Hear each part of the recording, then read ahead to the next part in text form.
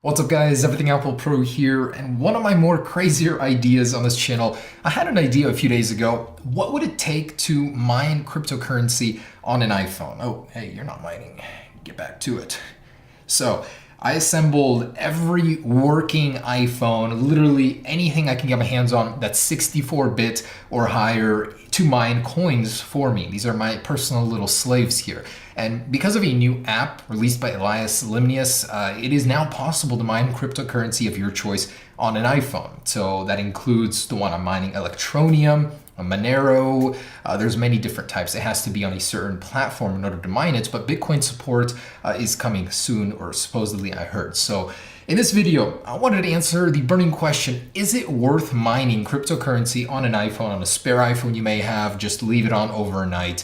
What kind of gains can you expect? What kind of performance negatives from your device can you expect? It's just a very interesting idea I had, and after putting it to the task, it's interesting. I mean, the results I have for you are going to be interesting. Now I have like 60, 70 devices here, and you can do this on any device that's 64-bit or higher. That means an iPad, an iPhone, your iPod Touch 6th generation, as well as an Apple TV as well. You can mine coins on an Apple TV. For those of you guys that don't know what cryptocurrency is, it's online money. You're exchanging US dollars for a currency that is valued by people online. They invest their money into it, trade their US dollars into it, and that gives it value so you can buy things online with it.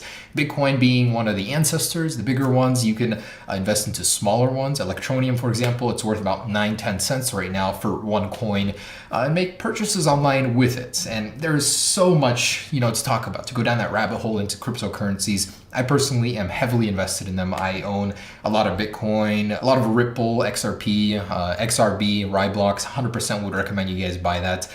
It's really awesome cryptocurrency with a big future. So it's a big thing, and everything is moving towards it. So in order to do it on your phone, you guys can do it. Is it worth it? So let's talk about those specifics right now, and I'll show you how to do it if you want to. All right, so what you guys are seeing here is a collection of the fastest and slowest devices I have. Back there is the slowest row, iPhone 5S and iPhone 6, and we'll get into hash rates here in a second if you guys understand those specifics. But basically, an iPhone 5S and iPhone 6 at mining this coin is the same, the power. The 5S can even be advantageous over the iPhone 6. It's weird how similar those are. The iPhone 6S is a very good powerhouse. It actually gets a solid 25, 30 hashes per second, so that's pretty great.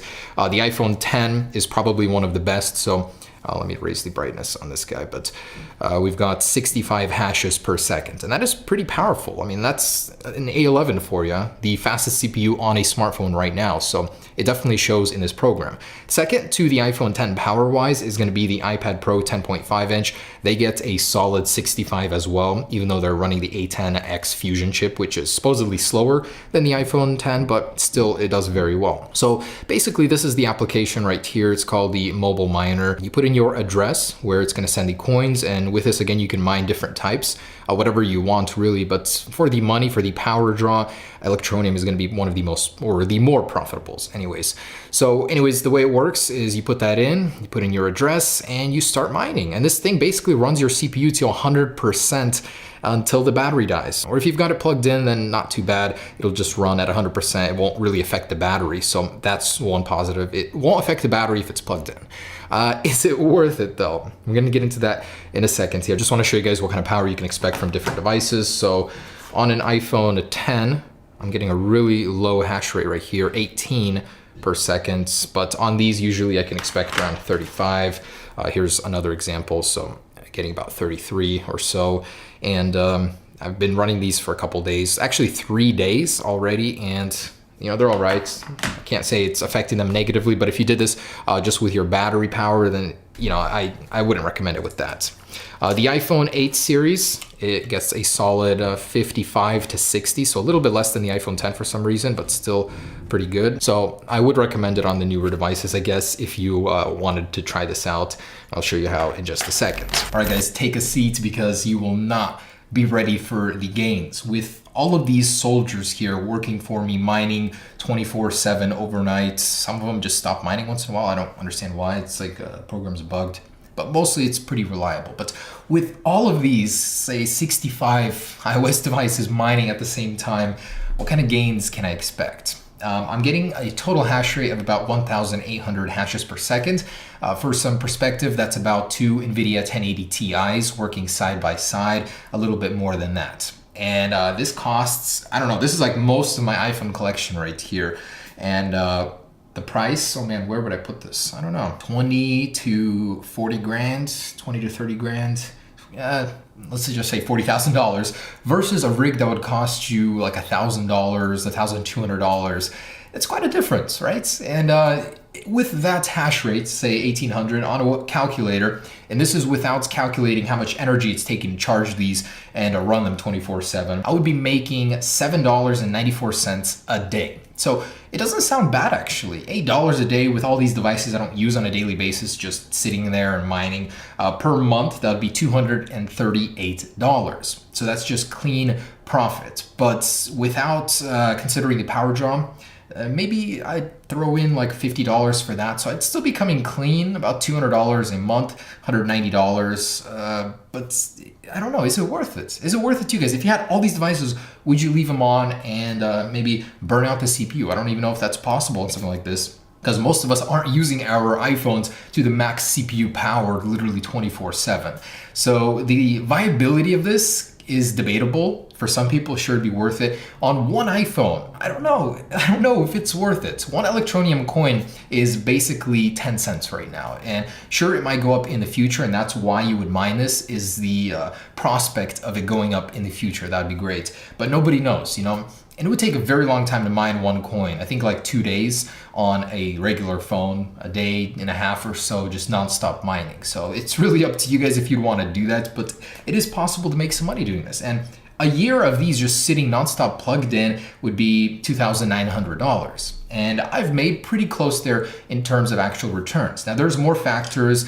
If you're mining in a pool, it depends on how long it takes to find the block before it's split up to everybody mining towards it. So there are some factors here, but the end result is that you can make money. It's not a lot, but it seems to be okay for a spare device that you would have laying around. I would definitely not recommend this on an iPhone 6 or below. It's just, unless it's a device you don't need and you just leave it on there permanently, because the hash rate of 10 hashes per second is extremely low, and you know, it's questionable as to whether or not it's worth it. But with all of these devices together, I'm getting almost 2,000 hashes per second, and that's pretty formidable. I just don't know if it'd be economically viable unless you have like solar panels and free energy coming in.